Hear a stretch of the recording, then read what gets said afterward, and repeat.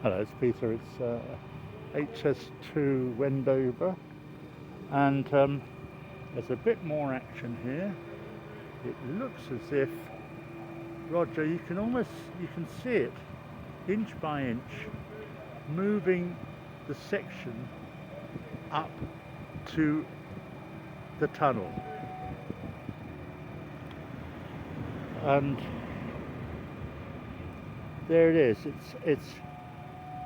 It's held up by the strops which are connected to the lugs in the section, and I've been told that Roger, with its 32 wheels, all the wheels are steerable, and this chap there who's controlling it is doing a fantastic job aligning the new section to abut the existing tunnel. Now the bloke down there, the orange suited chap, has got a barrow with cement in it, and I think they put a bit of cement down underneath the section for it to sort of nestle in and stabilise. But a very exciting moment, and an historical moment.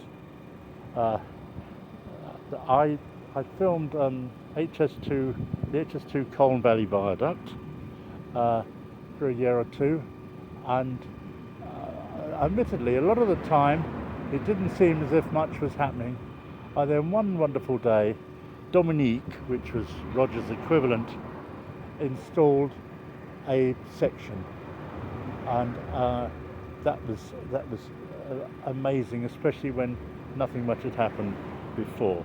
Now we are seeing Roger install a section, and the gap between the section and the tunnel, the existing tunnel, is narrowing to less than an inch.